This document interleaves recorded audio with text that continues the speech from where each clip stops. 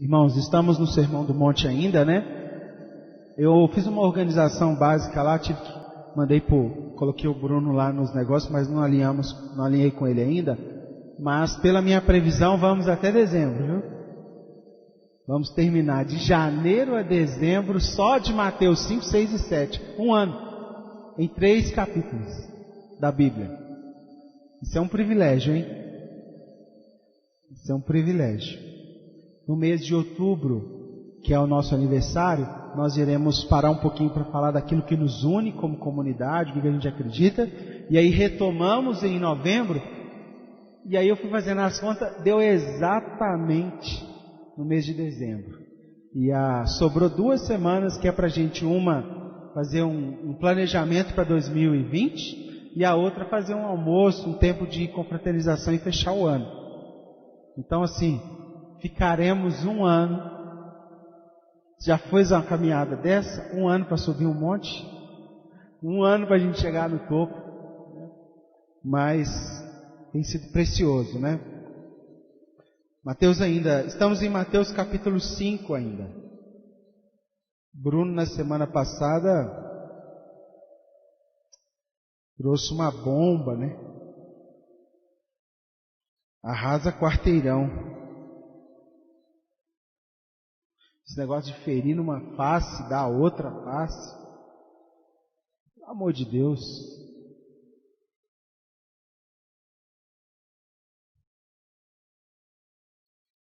A princípio eu estava escalado para a semana passada e falei, não estou a essa altura aqui não, vai ter que ser você mesmo. Quem sou eu? Hoje nós vamos conversar sobre o 40 ao 42. Mateus 5, do 40 ao 42.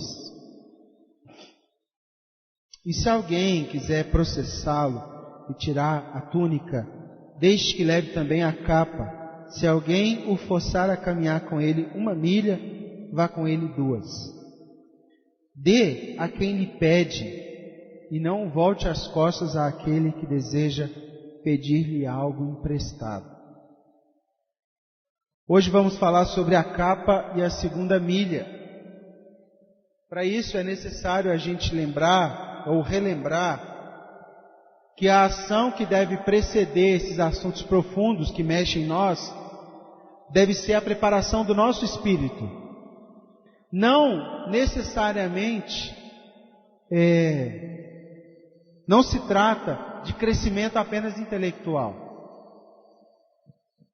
Trocando em miúdos, se você tentar acolher o que tem sido ensinado aqui sobre o Sermão do Monte apenas com a sua razão vai dar um nó.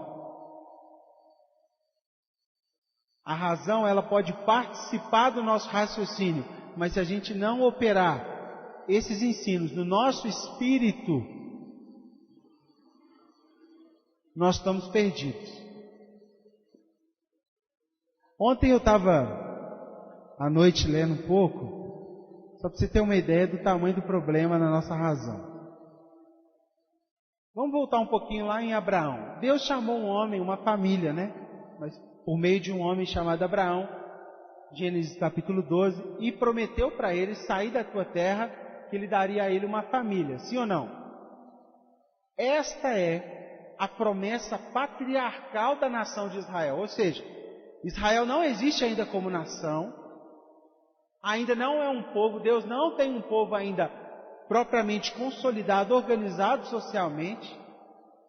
Deus já tinha dado algumas leis para o povo, assim, básicas, mas ainda não tinha estabelecido o código de lei moral e social do povo de Israel, porque não existe esse povo.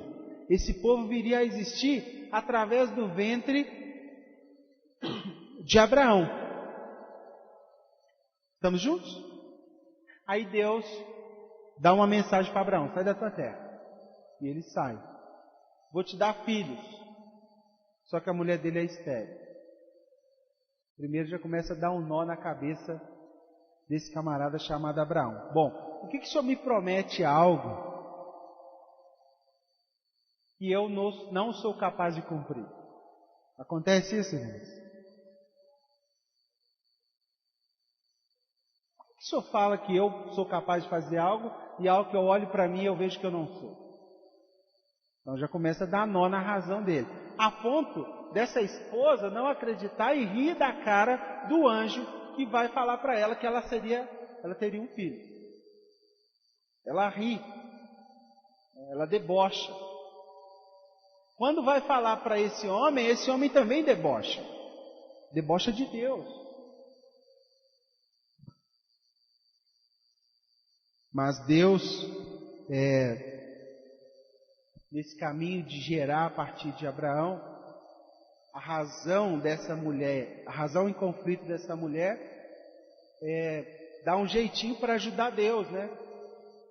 Pega aquela empregada, a serva, era um costume da época, você era dono da pessoa que trabalhava na sua casa, e usa o ventre dela para cumprir aquilo que Deus falou. Deus precisa de ajuda? Na razão dessa mulher, sim, claro. Só que quando esse filho nasce, esse filho também será uma nação, mas não é esse. Vai ser outro. E perto dos 90 anos essa mulher engravida. Pensa isso, gente. Minha esposa engravidou próximo dos 30, já foi desafiador. Imagina próximo dos 90. Essa mulher engravida tem um filho. O filho chama Isaac, filho da promessa. Qual promessa? Que Deus teria um povo, uma nação. Só que lá em Gênesis 22, Deus fala o que para Abraão? Pega a sua promessa, sobe o monte e mata. Então, peraí. A razão da mulher está em conflito, agora a teologia desse homem também está em conflito. Como que Deus fala uma coisa, demora para cumprir, cumpre, e agora ele fala o contrário daquilo que eu sei? E às vezes Deus faz isso com a gente. Ele pega a nossa teologia e põe no bolso. Fala, não, fica com a sua teologia, guarda ela no bolso e escuta a minha voz. Deus, mas é contrário a tudo que o Senhor já fez. Mas é a minha voz. Significa que a gente não deve estudar? Não. Significa que a nossa razão nem sempre acompanha aquilo que Deus está ministrando ao nosso espírito, ou a voz dele está acima do que a gente sabe sobre ele. Vou falar de novo. A voz de Deus está acima daquilo que sabemos a respeito de Deus. Ele pode ter feito coisas num caminho e numa hora ele falar outra coisa totalmente diferente. Mas o resultado daquilo será a glória dele. Que foi o que Abraão foi obediente, subiu o monte, ofertou o seu filho e na hora de sacrificar, ele ouviu de novo uma voz que reorganizou a razão e a teologia dele no último minuto do segundo tempo. Não, pode descer que agora eu sei que você me ama e eu posso cumprir o que eu te prometi, porque você não tem nada entre mim e você. Isaac naquele momento era maior do que Deus, porque ele era a promessa. E Deus fez Abraão perceber que a maior promessa não era o filho, era o que ele tinha falado. E às vezes a gente tem dificuldade de lidar com promessas, com aquilo que acontece de bom, que a gente trata aquilo como fim e aquilo é só um meio para Deus ser glorificado. Então fecha parênteses e fecha aspas, voltando para Mateus 5, não considere o Sermão do Monte apenas com a sua razão. Vai dar um nó. Não tem condições de você dar o lado do seu rosto para um inimigo bater e em plena razão você virar o outro lado. Não tem condição. Só é possível isso se esses ensinos afetar nosso ser interior. E é essa a proposta do sermão, né? A mudança de realidades no nosso interior. Muitas vezes, ideias que estão atreladas na nossa personalidade já. Nós fomos crescendo, sendo desenvolvidos para um tipo de resposta a determinada demanda. A nossa personalidade foi sendo moldada à medida da nossa evolução como pessoa, mas o Sermão do Monte, as palavras de Jesus, elas propõem mudanças, inclusive na nossa personalidade. David, é impossível acontecer, eu também acho.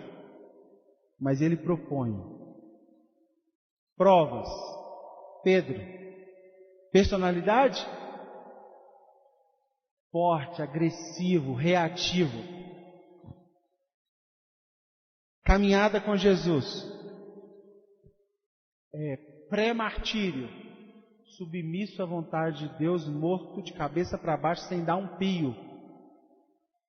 Menos, não passa exatamente como Jesus, porque eu não mereço, de cabeça para baixo. Foi só isso que ele fez.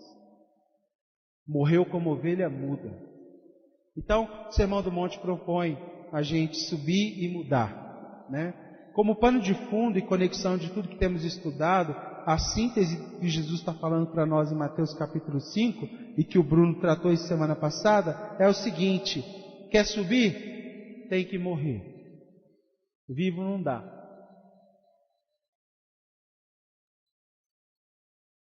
Nosso eu perde muito lugar quando a gente sobe.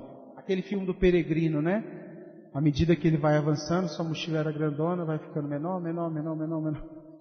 Daqui a pouco só passa ele no caminho estreito. Na porta só cabe aquilo que Deus pensa sobre ele, que é muito estreito.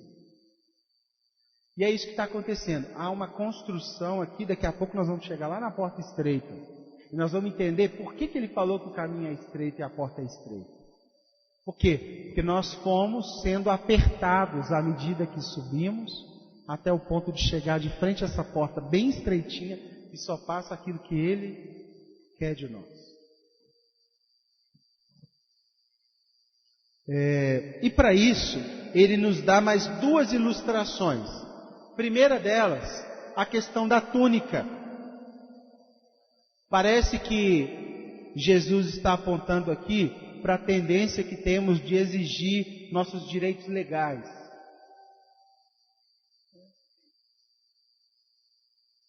E ele ofereceu como exemplo o caso de um homem que resolveu tomar para si a roupa interna de outro.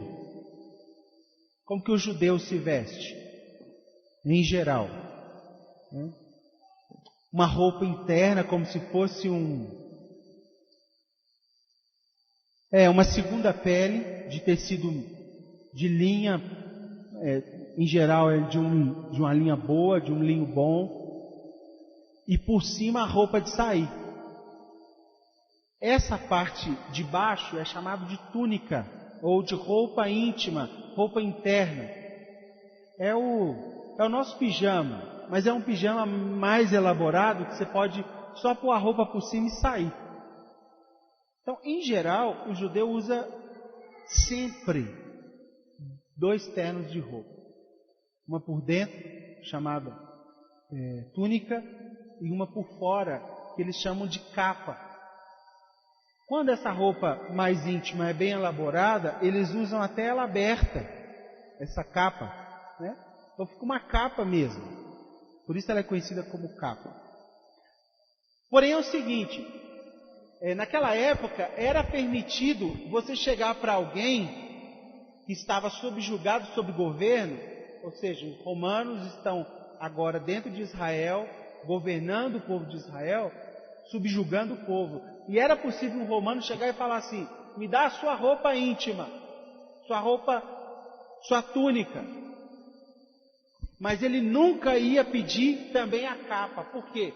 Porque a maior vergonha para um judeu ortodoxo, é revelar seu corpo.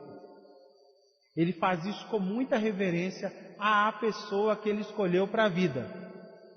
Então você vai ver um judeu ortodoxo no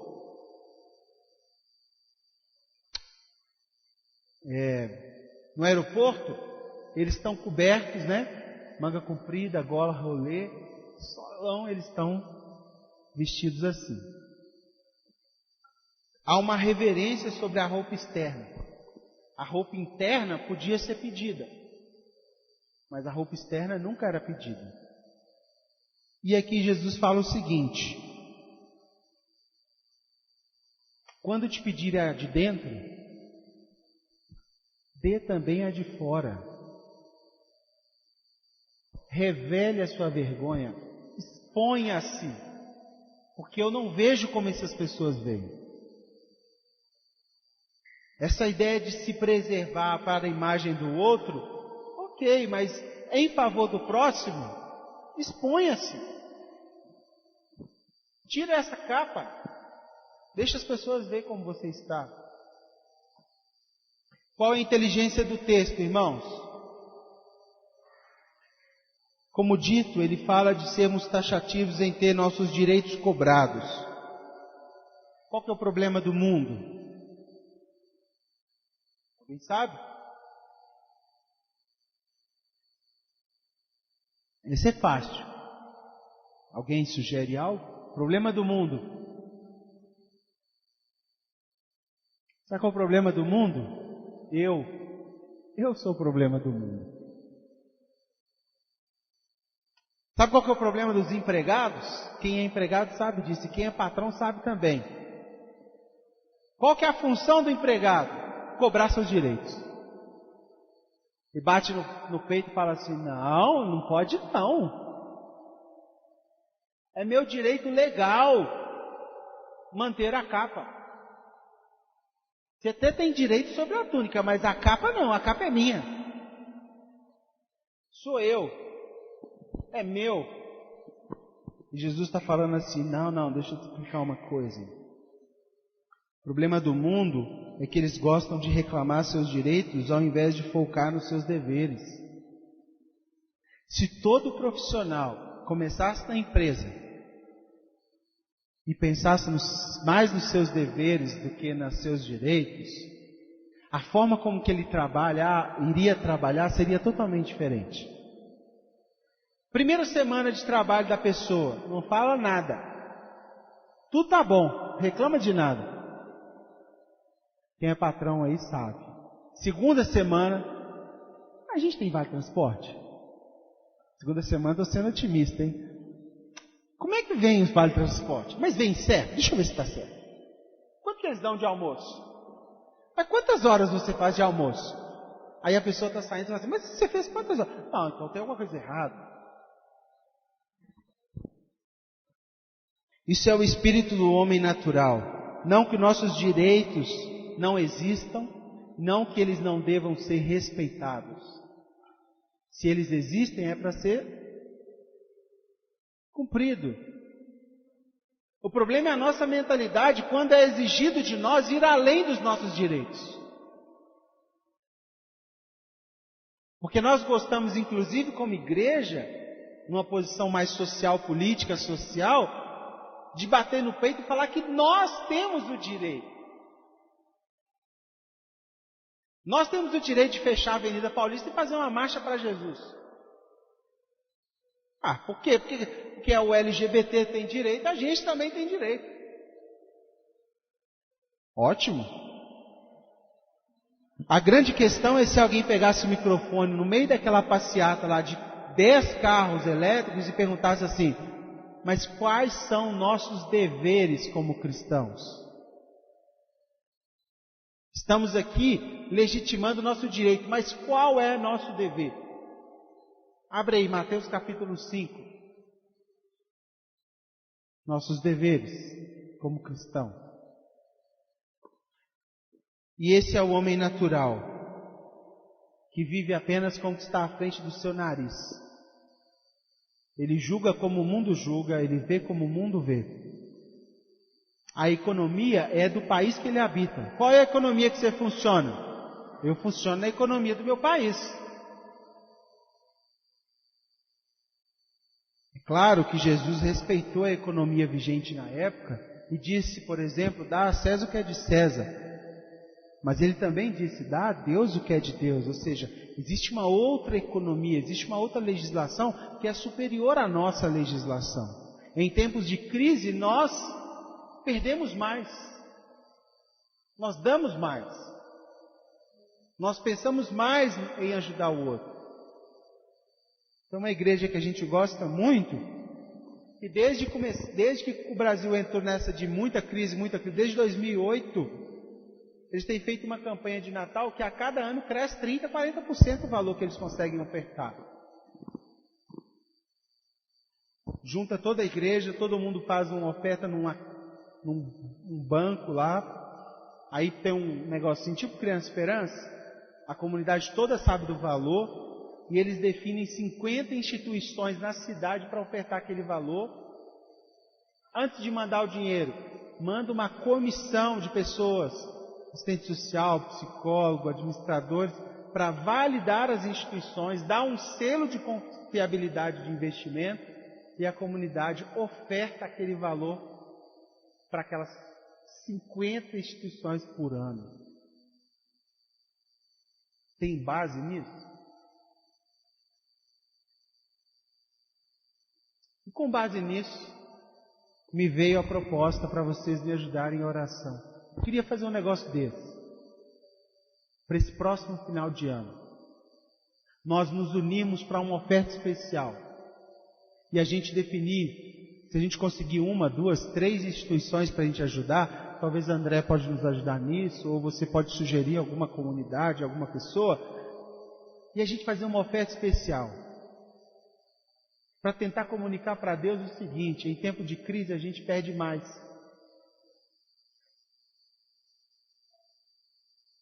Quando nos é solicitado e temos o direito de algo, nós extrapolamos o nosso dever. Nós somos o povo que abre mão dos nossos direitos. Quando solicita a nossa túnica, a gente dá também a capa, porque a gente não tem dificuldade em se expor.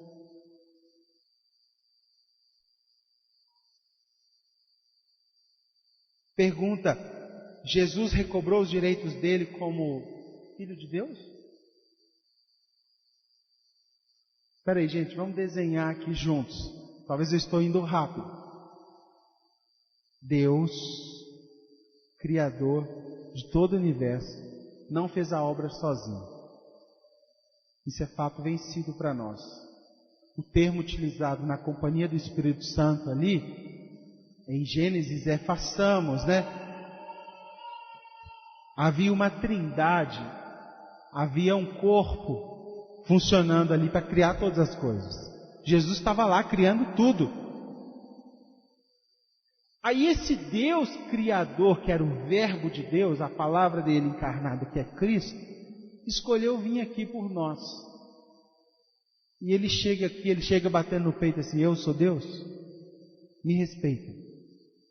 Eu sou Deus. Não. Pelo contrário, o texto que a Rebeca leu, Filipenses 2:5, embora sendo Deus, tende em vós o mesmo sentimento que houve em Cristo Jesus, que sendo em forma, em natureza de Deus, ele não teve por usurpação o ser igual a Deus. Antes, ele negou o direito, ele aniquilou o direito de ser igual a Deus, se comparando aos homens, tomando forma humana. E em forma humana, ele abaixou mais, se tornando um servo. E foi obediente até a morte e morte de cruz. Então essa história de nós, como discípulos de Jesus, vivemos batendo no peito que é de direito, não parece muito com Jesus. Significa que nós não devemos pressionar a sociedade para cumprir direitos legais e morais, cada dia mais ético, cada dia mais cristocêntrico? Não, pelo contrário. Precisamos sim ocupar todas as esferas da sociedade com a luz de Cristo. Mas, sobretudo, quando apertarem 2 porcas e uma delas for uma porca cristã, essa porca cristã deve ser a primeira a soltar, a perder.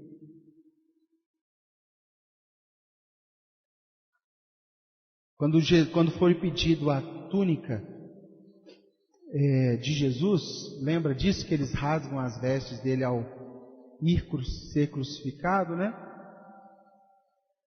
Eles querem pegar a túnica dele. Ele olha e fala assim: aqui, daqui a pouco o meu corpo será exposto. cada gota do meu sangue será em favor de vocês. Nós pensamos isso lá no pequenos grupos, né? Imagina, irmãos, que o homem, o soldado que está com um cravo de 20 centímetros de aço, de ferro, fundido, esticando a mão de Jesus, um soldado, e outro soldado encostando o prego na mão com um machado, com um martelo de ferreiro, aqueles martelos mais pesados. E a cada martelada daquela, Jesus olhava para eles e falava assim: essa aqui é para você. E quando eles batiam de novo, ele olhava para o outro que estava segurando o braço e falava assim: agora essa é para você. Porque a cada gota do meu sangue será o caminho de você ser limpo de novo, salvo.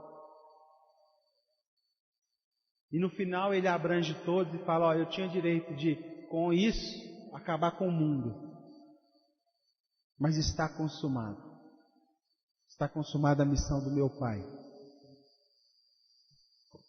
Jesus, ele não recobrou direitos. E nós, como cristãos, temos que validar muito bem como estamos lidando com nossos direitos legais. Tá bom, é de direito, mas seria legal você perder? Seria um testemunho que Deus pode usar isso para sinalizar que tipo de pessoa nós somos. A grande dificuldade é que empregados estão sempre falando dos seus direitos, mas nunca dos seus deveres. Quando você funciona numa dinâmica apenas de direitos, significa que você é empregado, você não é dono com Ele. E nós somos herdeiros de Deus, co-herdeiros com Cristo. Então, a nossa dinâmica de funcionamento não é só lutar por direito. Tem deveres. E é isso que Jesus está dizendo. Segunda questão, a questão da segunda milha, né? Caminhar a segunda milha é uma alusão a um costume muito antigo, que uma autoridade podia solicitar uma pessoa para levar sua bagagem de um ponto a outro. Uma milha é 1 quilômetro 609 metros. Então, Roma está subjugando Israel. Os romanos estão em Jerusalém.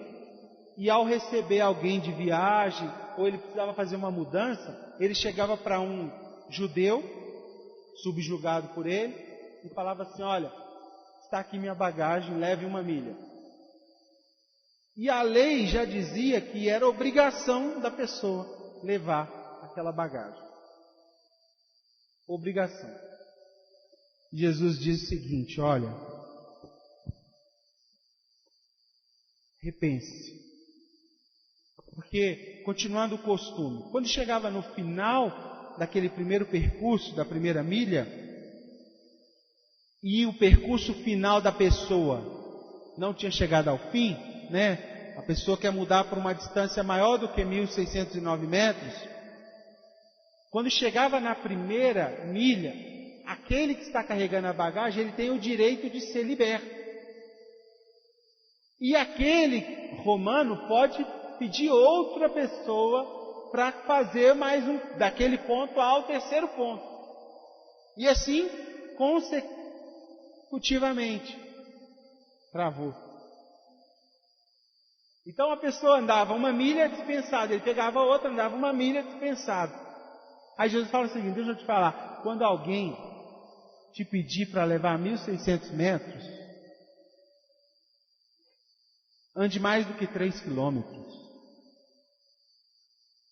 Porque ao chegar no final da primeira milha, ele for te dispensar e você virar para ele assim: olha, de boa vontade eu levarei mais 1 milha, certamente você vai ser reconhecido como alguém que está indo além dos seus direitos.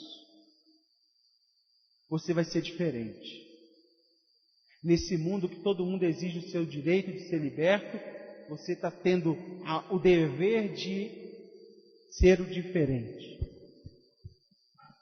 O verbo aqui, traduzido por forçar ou recrutar à força, é o mesmo ato que, quando Jesus foi morto, Mateus 27, e eles acharam um homem chamado Simão, de Cirene, né? Simão, o Cirineu, e colocaram sobre ele a cruz, ordenando ele levar 1 milha. Qual que é a inteligência de Jesus nesse texto para nós? Seja diferente. Faça além da sua obrigação. Vá além da marca. Uma comunidade saudável. Faz além da sua obrigação. Uma amizade boa. Quer construir uma amizade? Não é difícil não. Faz coisas juntos. Primeiro. Segundo, vá além da marca. Porque quando a gente consegue passar essa marca do que o outro espera de nós, do nosso direito, as coisas vão sendo conquistadas. Ao serem solicitados andar 1.609 metros, andem graciosamente ou estejam prontos para andar mais de 3 quilômetros. Eu tenho dito que não há engarrafamento na milha extra. Não há não. São tão poucos que conseguem ir além da obrigação. Eu não sei você, mas é uma sensação muito boa quando Jesus passa para além daquilo que somos e as pessoas conseguem ver Ele na nossa vida. É muito bom, gente. Quando as pessoas começam a questionar: quem é esse? Quem é essa? Por que ela sempre chega no horário, hein? Por que ela dá bom dia como ela dá bom dia? Por que ela traz uma broa de fubá para o trabalho inteiro tomar café um dia da semana? Onde cada um luta para comprar a merenda do outro no cartão do outro.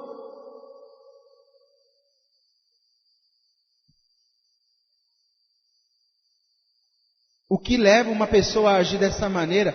Por que ela não exige apenas seus direitos e vai além da obrigação que foi dada para ela? Por quê? O que essa pessoa tem? Essa pessoa tem a disponibilidade de matar nosso eu. Porque fazer essas coisas não é fácil. Não ser recompensado, pessoal, não é fácil. Tem pessoas que fazem para ganhar o tapinha nas costas. Agora, quando o tapinha já está pago e você não vai ganhar, aí é outra coisa. E para Deus a conta está paga. Sabe por que aqui nós não trabalhamos com meritocracia nesse sentido assim? Querido, muito obrigado, viu? Você arrumou o som para nós. Obrigado que você lavou o chão. Obrigado. Sabe por que isso não acontece no nosso meio? Que a gente ora para que, primeiro, para que nós todos tenhamos consciência que a conta está paga e há alguém que está vendo todas as nossas obras. Está sondando todas as nossas intenções e vai recompensar cada um dos nossos atos.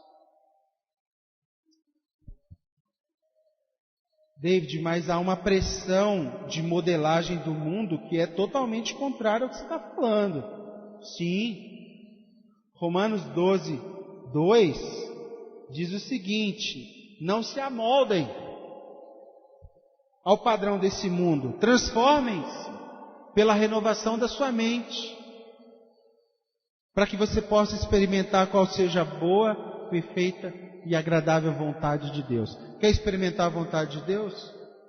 Seja da contracultura, do contra molde desse mundo. Afinal, no mesmo texto ele já nos deu um antídoto. Continuando, versículo 3: pela graça que me foi dado, digo a todos, ninguém tenha de si mesmo um conceito mais elevado do que deveria ter. Ou seja, se todos nós pensarmos nos nossos deveres e não lutarmos somente pelos nossos direitos, nós experimentaríamos a boa, perfeita e agradável vontade de Deus.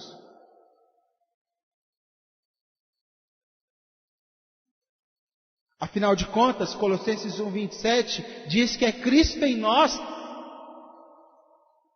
a esperança da glória. Fala comigo, esperança.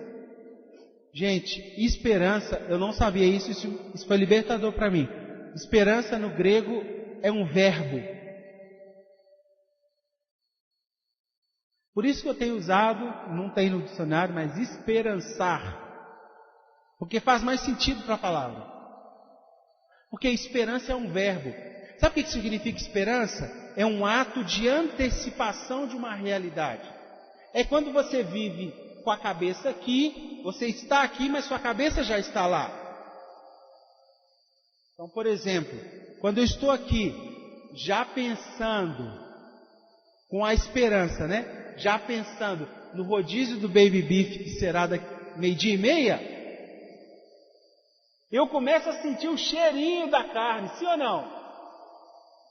Consigo, né? Eu começo a imaginar aquela salada com pimenta biquinho lá, né? Palmito.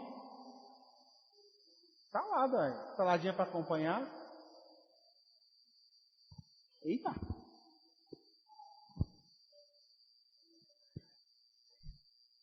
E o que eu estou fazendo quando eu tenho esperança do que vai acontecer? Eu estou antecipando uma realidade, sim ou não? Tem carne aqui? Não, mas quantos aqui deu aquela salivadinha assim no canto da boca? Então o que eu estou fazendo? Olha só a esperança. Antecipando algo que será. Certo? Quando eu vivo algo com o mesmo caráter, a mesma identidade do reino que há de vir, eu estou vivendo esperança hoje. E eu estou marcando o mundo hoje com aromas que serão amanhã. Eu estou compartilhando com o mundo, com a sociedade, expectativas que eles têm de amanhã, porém já podem ser experimentadas hoje. Por isso que Cristo em nós é a esperança da glória. É a esperança que nós podemos antecipar uma realidade que há de vir hoje. Por isso que nós oramos hoje, venha o seu rei. Porque nós acreditamos que se ele vier em nós hoje, nós poderemos perfumar-os à nossa volta com esse aroma do que será amanhã. E fecho com um testemunho de incentivo a vocês que vale a pena lutar por isso. Quem paga a conta? Como eu falei, a conta está paga e Deus está vendo tudo. Certo? Quando nós engravidamos e descobrimos no exame morfológico a malformação no rim do Timóteo, nós fomos recomendados pela obstetra a procurar um médico lá no Vila da Serra. Pode deixar. Lá no Vila da Serra. Chegamos lá para procurar esse médico. Só que naquele momento a Rebeca estava grávida de 4 meses? 6 meses. E uma grávida de 6 meses, ou seja, um bebê de 6 meses em gestação, não pode ser atendido por um cirurgião pediátrico pelo plano. Ou seja, o plano de um cirurgião, a consulta dele, subentende-se a partir do 9º mês, porque o neném está nascendo. Ele pode participar do parto, alguma coisa. Resumindo, a gente teria que pagar particular a consulta. Só que era esse médico que nós fomos indicados. Ele não nos conhecia. E sem nenhum juízo de valor, porque ele não nos conhecia, ele olhou nos nossos olhos e falou assim: não, o que te traz aqui? É isso, isso, isso. Não, então, só aguardar que eu vou, daqui a pouco eu chamo vocês. E chamou a gente, assim que terminou, para dentro, pegou uma folha branca, nós mostramos alguns exames para ele, ele desenhou todo o caso para nós, falou: entendeu o que a gente tem que fazer? A gente: doutor, mas e a consulta? Ele: não esquenta com isso não.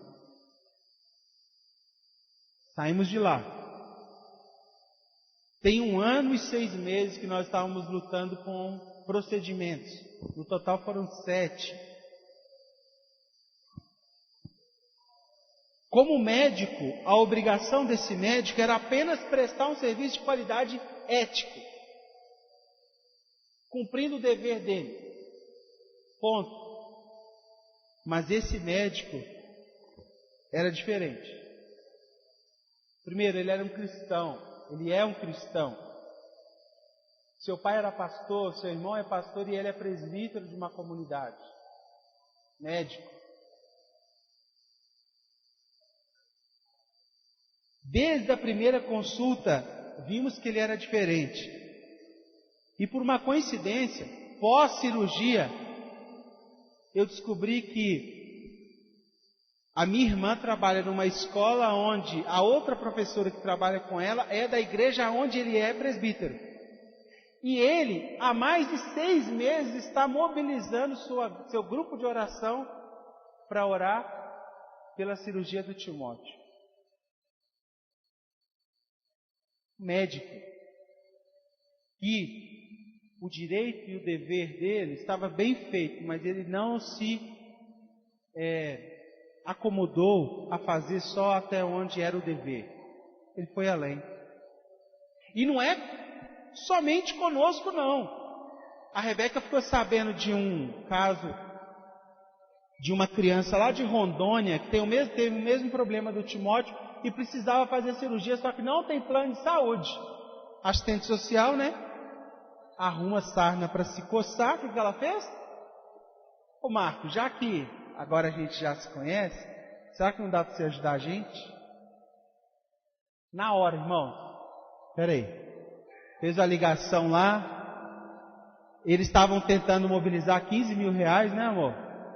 Já tinham conseguido 10 mil. Faltava 5 para essa família vir de Rondônia. Ele virou e falou assim: é o seguinte, nós não vamos cobrar nada, eu como profissional não vou receber nenhum centavo. Nós vamos pagar todas as despesas do hospital com a menor planilha que tem, que é 7 mil reais. Os outros 3 mil eles usam para deslocar até aqui e fazer o procedimento. E aí ele está fazendo o que a gente está pedindo. Ele terminou desse jeito. Não, eu faço isso sempre. Pessoal dos abrigos, quando tem uma demanda que eu posso operar, eu opero e não recebo nada.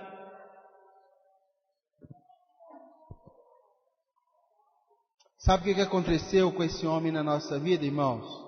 Essa última vez agora que eu fui entregar o Timóteo para eu vi que ele estava diferente. Sabe quando o cara está meio aflito?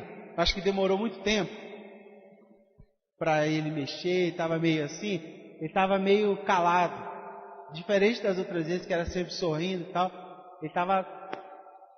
Era para durar 40 minutos, demorou 3 horas e meia. Então imagine você lá do lado de fora, fritando a sua cabeça. Mas ele chegou para nós e falou assim: eu vou fazer sem correria. Vou chamar outro profissional para fazer comigo. Vou fazer com a ajuda de vídeo, para não ter nenhum... Sabe o que é isso? Deus se revelando através de um CRM.